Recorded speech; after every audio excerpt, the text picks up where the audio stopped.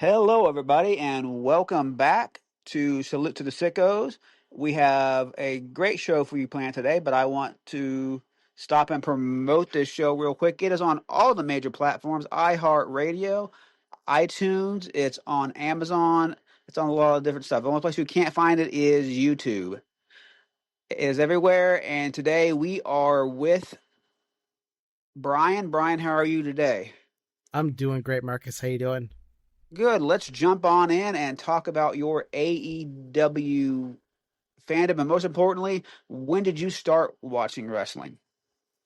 Oh, like a lot of people, I started in the Attitude Era in the late '90s, and it was just something that caught me, and I got maybe a little too obsessed with it, to the point where I used to actually videotape every single episode of Raw and then SmackDown from like '97 to like 2001. It got pretty bad, Mm-hmm.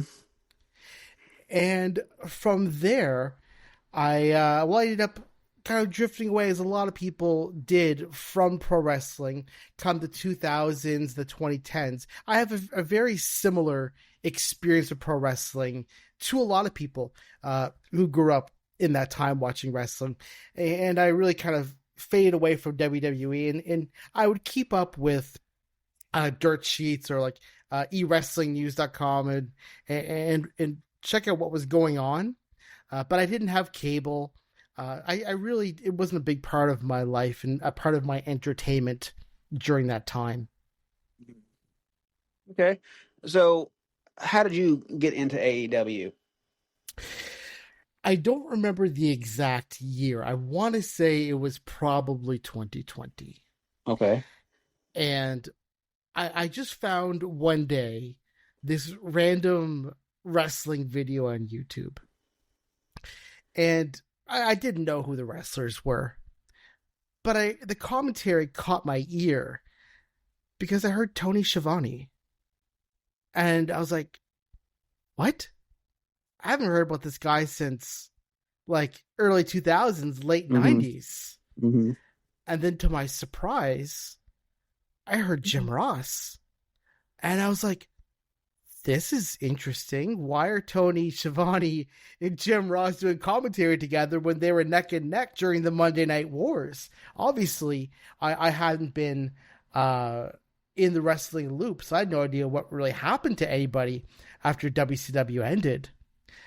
And I just had to listen and I had to watch because these are voices that were familiar. They pulled me into AEW. So roughly 2020 is when I started to pick at it. I wouldn't say I was a full-time AEW fan, but I started to take notice and figure out what AEW was. And it is really all thanks to those familiar voices of Tony Schiavone and Jim Ross. Okay. So, you watched it a while now. Tell me, if you had to say, who is your person, guy or gal that you say, I love this guy, I want to see him more. Who is that person? Oh, that's such a hard question because AEW has so much good talent, uh, men and women both. As far as the standouts right now for me, and this may be an obvious answer, but it's got to be Will Ospreay. I mean, at the time of this recording, uh, friggin' Forbidden Door just happened. Ospreay and Swerve, my gosh, like my gosh, if you haven't seen that match, go back and watch it. What an incredible display of pro wrestling, of athleticism, of storytelling, of drama. Even though you kind of knew the outcome, the journey to that outcome was done so well. And Will Ospreay is such a standout pro wrestler. I got to give him the credit. As far as I'll even give on the women's side, this one might be a little bit different. But I'm going to say my favorite is actually Marina Shafir.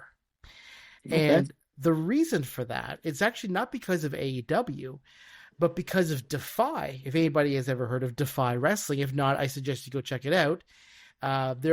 She had a match last year against Hyan. And it was my first time actually seeing Marina Shafir in a full blown match. And if you can find that match, go out of your way to find it. They both did a phenomenal job, but you got to see a really good example of Marina Shafir's aggression in a pro wrestling ring. And then she cut a promo, and I know she gets a lot of flack for the "you don't know who I am" thing she did some time ago, but she cut a promo at the end of that match that gave me goosebumps. So Okay. in my opinion, she's very underrated. Okay. I can see that. So I ask this question a lot. A lot of people are hesitant, but I like to know, is there any critiques that you have of AEW that you want to see them change? Oh, I'm definitely not hesitant of that at all.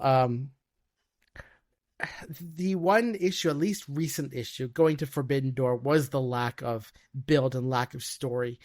I think that's the biggest thing I would love to see AEW invest in is more of the story, more bringing out of the characters, not to a WWE degree where it feels cartoonish, but let us know who someone really is. And let me give you a perfect example. I've complained about this on Reddit. I've complained about this to my friends.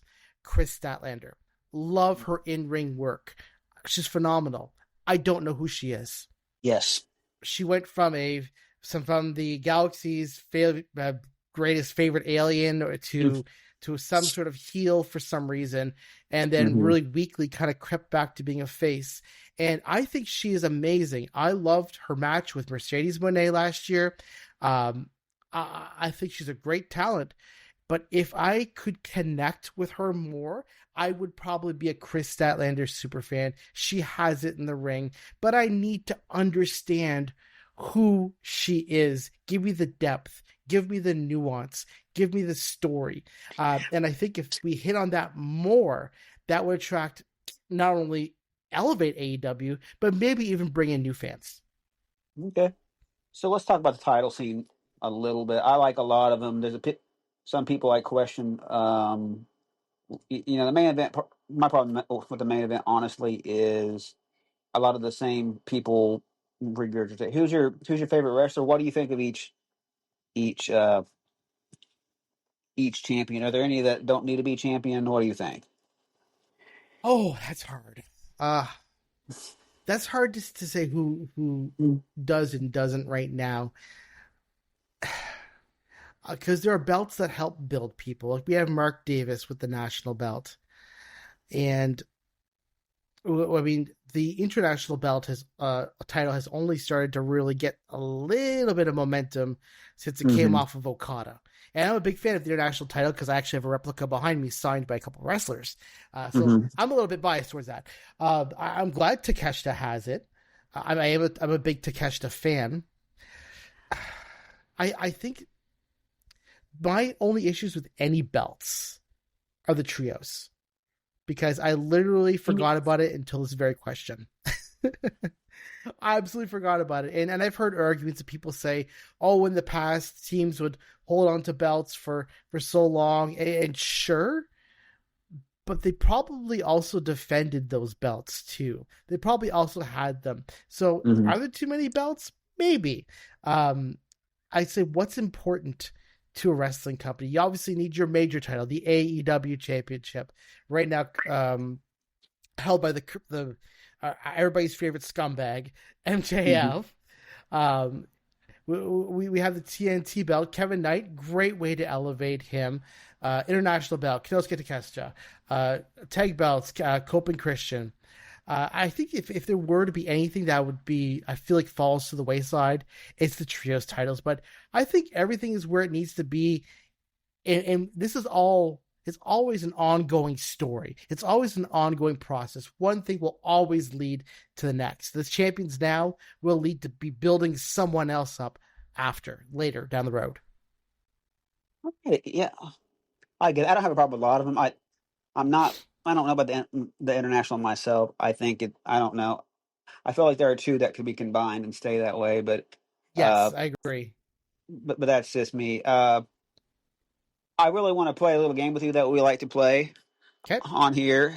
It's called This or That, and you get a choice between two different wrestlers, and you have to pick them. You can't cop out and say they're both great. Okay, Uh, let's go. so first one is Will Ospreay or Swerve.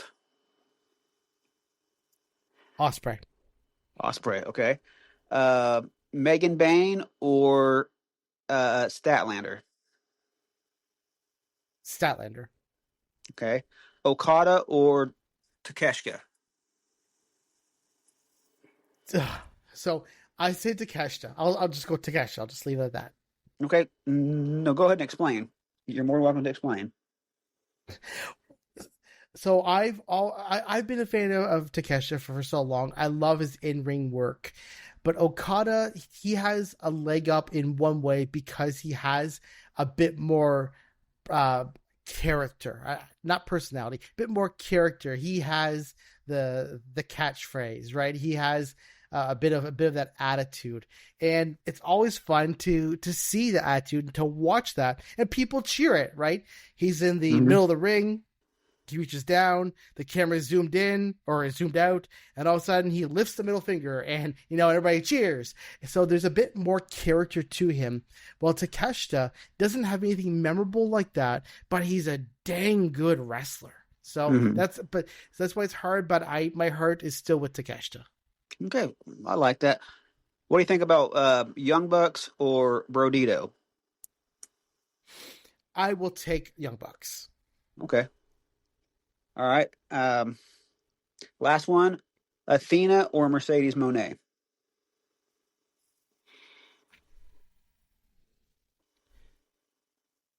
Off the cuff, Mercedes. Um, Athena, of course, she's the forever ROH women's champion.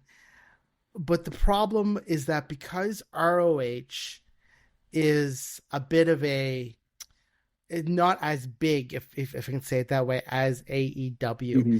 And even though Athena has been spotlighted in AEW for sure, Mercedes came in from WWE. She already has really strong name power coming from WWE. And yes, Athena was there too, but she has bigger name power than Athena, comes in, sweeps things up, and gets all these belts.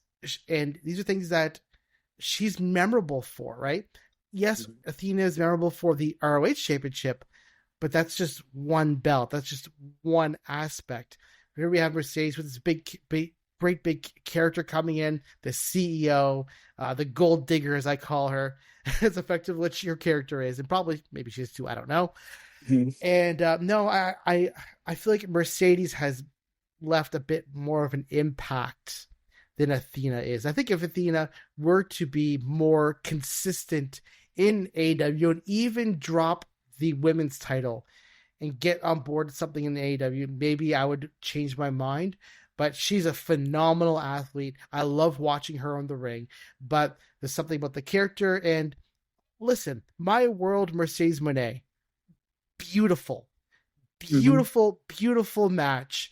Even with some of the shortcomings of My World with the rope wardrobe malfunctions, or her wig coming off and slipping off the ropes, which I think even added to the match because it showed how much she was a bit of a rookie compared to Mercedes. I think it just added to the match and made it better.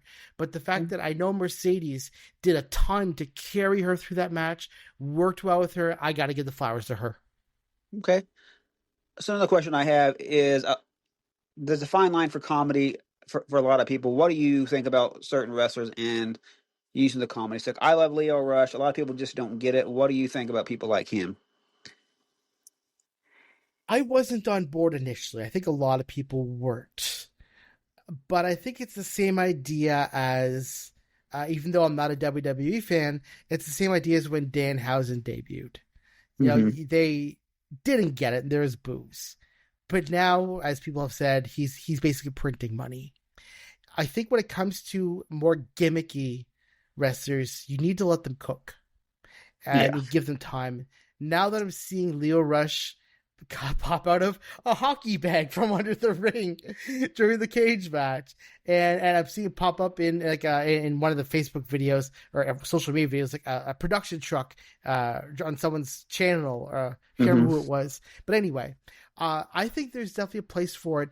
And one thing we have to remember is what pro wrestling is. It's carny. Okay. Yes. It really is carny. It will always be carny, whether we like it or not. And with it Yeah. being carny, you're going to have the serious, you're going to have the spectacle, you're going to have the comedy, you're going to have the tragic. It's theater. It's performance art, as I heard someone say. And we have to remember that there are different aspects to a carnival, and you're going to have that in any professional wrestling. I don't care what promotion it is. So there's always a place for it. Quick shout out to Mystery Wrestling in Quebec City, or in Quebec, Quebec, Canada. They're awesome for comedy wrestling if you want to see pure comedy wrestling. But yeah, it's there's definitely a place for it. I understand why people may not like it, but there's a place for it. Yeah, I agree. So I'm gonna let you do one last thing. Just give a message to the fans.